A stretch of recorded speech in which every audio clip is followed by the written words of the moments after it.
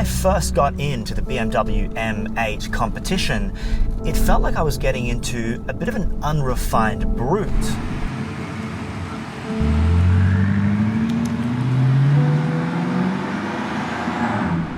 The interior felt, and still does feel, disappointingly cheap for a 400,000 Australian dollar luxury saloon.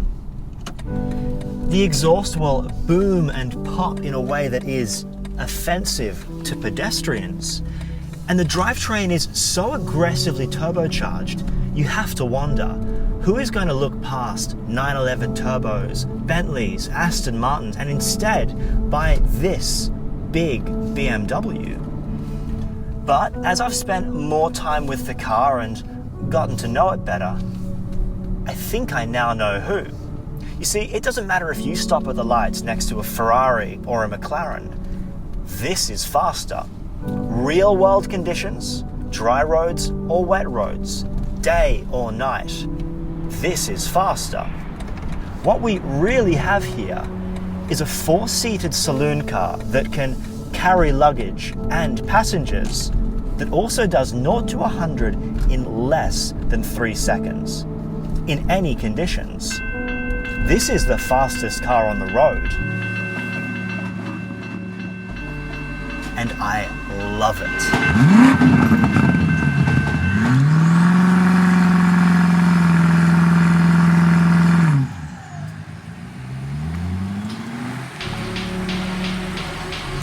When you have this much power, you find yourself not really needing to use it.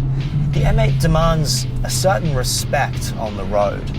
People point to it, they take photos, and you overhear comments when you drive past. That's the M8, they'll say.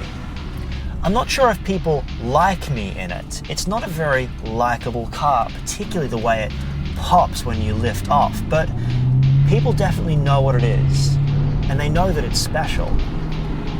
You have to pick your moment in the M8.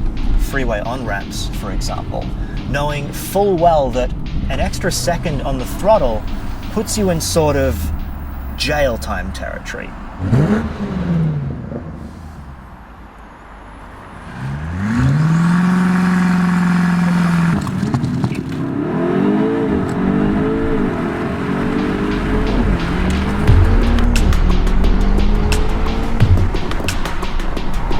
You know, in those Need for Speed games after you've been street racing, how you have heat and the police are watching you. Anytime you deploy all of the power of the M8, it's so loud and boisterous, you feel like you have heat. You feel like people are calling you in right now. So what you do is move it out of sport into comfort, turn the exhaust off, and cool yourself on your drive home.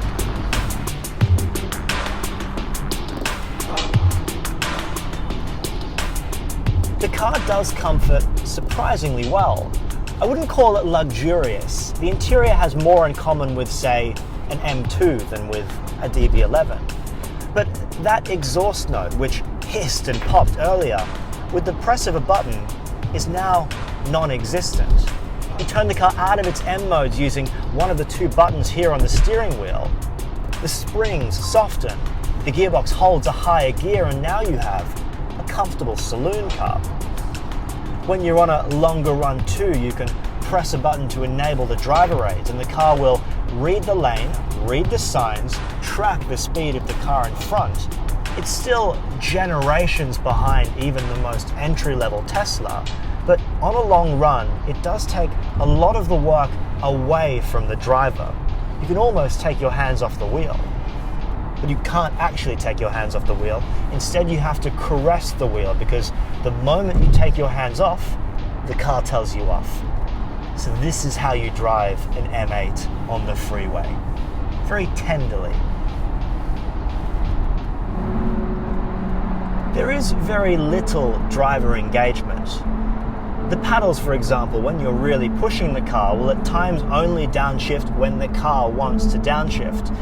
And this brake pedal isn't connected to the brakes. It's this new brake-by-wire system, which has the benefit of letting you change the brakes from a sport to comfort mode, but kind of like early stage electric steering, doesn't feel quite right. It feels like you're one step removed from what the car is actually doing. But this isn't meant to be a small tactile sports car. The M8 is unapologetically a big, heavy, fast saloon car. So whilst you may miss those qualities in something like an M2 or an Alpine, it's okay that this isn't nimble and light. You end up in awe of the car's drivetrain, the four-wheel drive system, the X-Drive technology. My God, the way this car manages traction is otherworldly. There is no skill involved in driving this car fast. It doesn't really need me, but I don't feel like that's a letdown. I'm so impressed by how this deploys its power all the time. I just want it more and more. This, though, is the real party piece of the M8. Because whereas you'll see rival cars like the 911 Turbo showing their skills on track, how many performance cars do you know that can do this?